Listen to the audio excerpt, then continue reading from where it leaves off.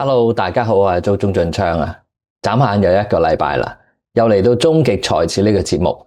事不宜遲，我哋直入主題先。見到資金開始有獲利半導體股嘅情況啦。咁究竟而家係咪一個即係離場或者食糊嘅時候呢？局勢緩和啊，咁之前一路睇好啊，覺得值得撈直博嘅航空股啊，同埋啲內房啦、本地地產等等咧啊，集體大拉升啊，都會同大家講講啊，即係係咪可以啊，即係追一啲啊，定係應該係食糊嘅操作嘅一啲睇法啦。最後講講，唔知大家有冇留意咧？期指踏入5月啊！竟然係大低水喎，大低水係咪真係大戶睇淡後市嘅跡象或者指標呢？咁講講個恒指先啦。之前一路提嘅26300啦，裂口收復翻啊，即係五一假期之後，20天線咧似乎就越守越穩嘅。咁唔知大家有冇留意我 Facebook 啦？其實如果新朋友可以同你回顧下，其實喺3月底咧，我已經指出最壞嘅情況已經過去啦。咁2月24號亦都咧即係喺 Facebook 講啦，喺節目亦都有講啦，即係呢個回調咧其實係低級嘅機會嚟嘅嚇。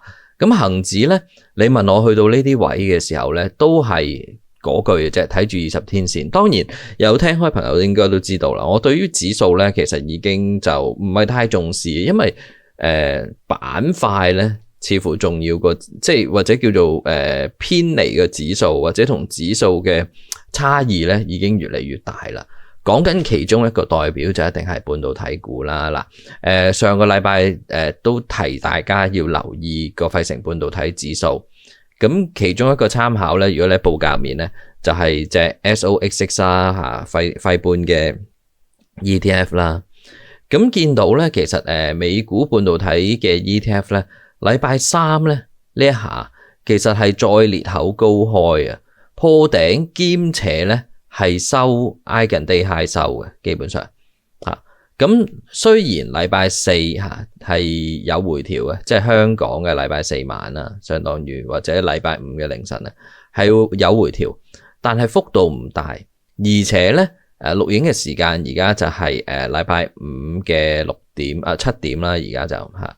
咁咧見到咧，其實盤前咧都係有得升嘅。OK， 禮拜五美股盤前係有得升嘅。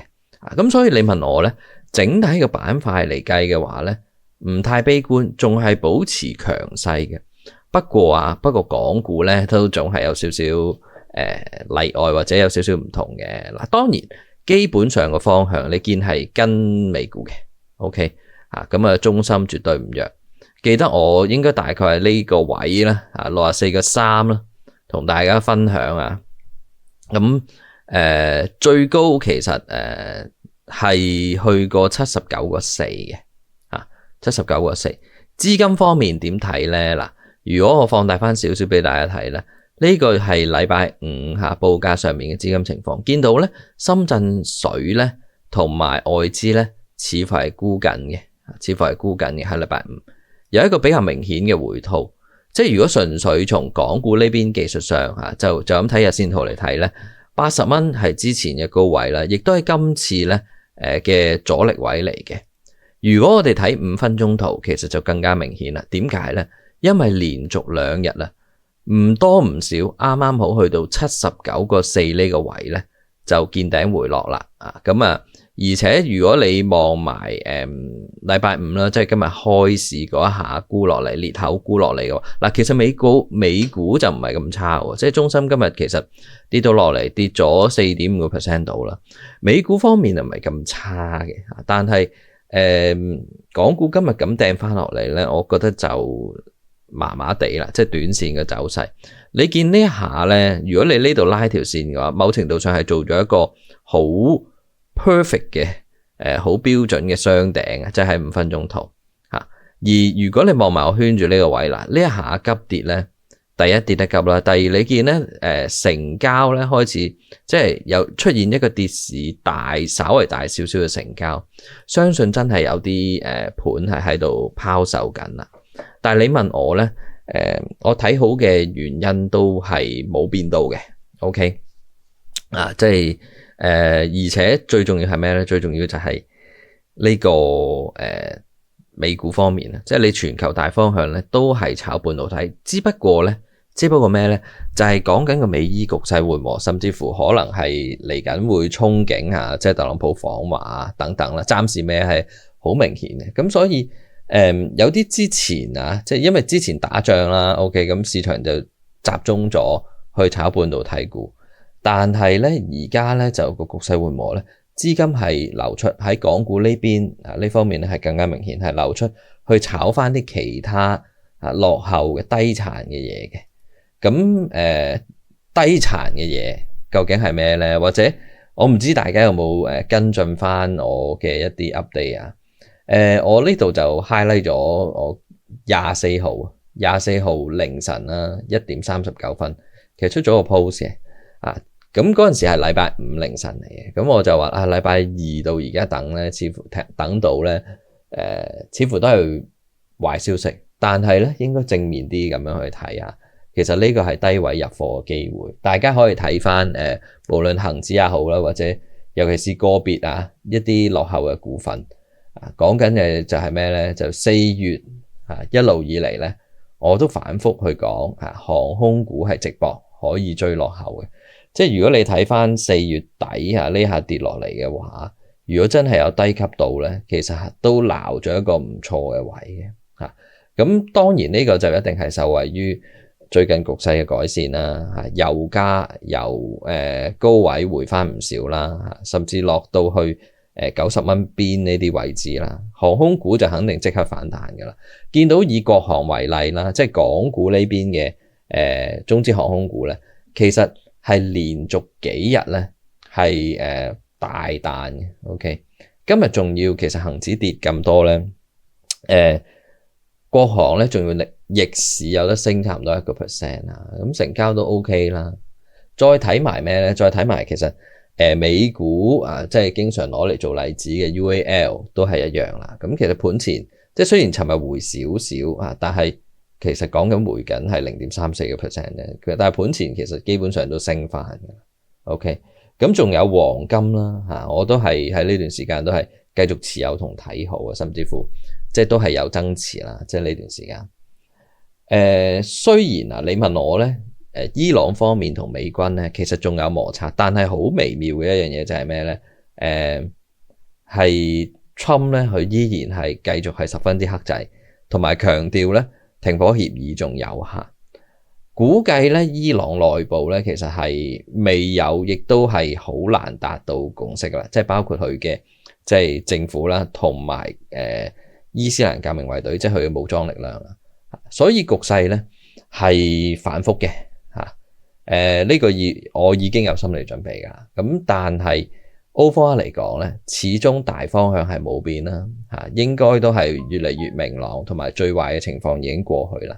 尤其是都係嗰句，你見到 Trump 佢當然會即係而家因為仲傾緊啊嘛，咁佢一定係會講啲兇狠嘅説話。但係實際上，就算有武裝衝突，就算有駁火咧，佢都繼續強調嗰個停火協議係有效咧，就知道佢背後咧係想 turn down 件事嘅咯。咁所以頭先講嘅即係航空股啊、金啊呢啲，我都係會繼續持有嘅。另外一個重要嘅市況觀察啦，唔知大家有冇發覺就係恆指踏入5月份咧，一路都保持大低水喎，低水100幾點喎，日日都。咁呢個有啲朋友或者有啲人就講，喂，係咪即係睇淡啊？有大戶做空呢個恆指啊？嗱，其實咧嗱，因為你睇到好明顯嘅，真係藍色呢條就係指數啦，紫色呢條就係講緊個期指啦，係 keep 住嘅，保持住一個都幾明顯嘅低水。咁當然啦，其實呢個低水咧就應該唔係嘅，因為點解咧？最主要嘅成因咧就係5月同埋6月頭咧，其實嚟緊有好多嘅指數成分股咧係有除淨嘅。咁除淨嘅時候咧，咁就指數就會跟住個股價回落啦。咁所以就期指就已經係 price in 咗呢啲因素。咁點解呢個時候攞出嚟講咧？就係開始下個禮拜咧有啲重要嘅股份咧就除淨啦，即係話呢個低水咧下個禮拜咧會開始明顯收窄嘅。咁譬如有啲咩股份嗱，我嘗試放大俾大家睇啦。譬如有啲騰訊啦，即係呢個15號即係禮拜五除淨啦，跟住仲有安踏體育啦，普普馬特啦，另外仲有咩咧？仲有應該係13號禮拜三啦。禮拜三就有隻萬洲啦，仲有陽明康德啦、中銀香港啦。禮拜四咧，亦都有呢個匯控啊，仲有另外就係英軍啊咁樣啦，同埋創科啦。所以咧，大家要留意翻啦，即係如果你第一就係澄清翻啦，期指大低水咧就唔係咩大戶睇淡嘅，呢個係即係反映翻除淨，即係啲股份除淨嘅情況。另外咧就係下個禮拜咧，主要由禮拜三開始咧，就應該係會慢慢即係明顯收窄翻噶啦。OK 啊，逐步。咁而另外咧就係如果大家做衍生工具嘅話咧，其實啲睇淡嘅衍生工具，即係最主要可能輪證同埋期指都係啦。咁可能多啲朋友會做，觀眾朋友會做輪證啦。就你留意翻個報價，即係。嗰個睇淡嘅工具，尤其是紅證啦，嗰個日價咧係按道理咧普遍係會收窄嘅，而牛證嗰個折讓咧，亦都係會收窄嘅。咁所以如果你見到啲價好似行得唔係咁啱，即係升幅同跌幅咁有啲唔同咧，大家要留意，亦都要有心理準備啦。即係你預嗰條數。或者預個升幅嘅時候咧，要自己計一計啦。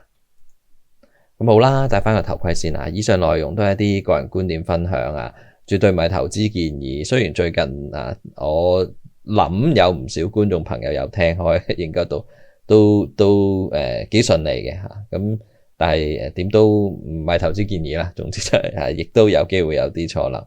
希望可以繼續抽時間每個禮拜五同大家喺呢個節目去分析下市況啦。咁整理資料都需要花費時間精力啊嚇。咁小編亦都要加班。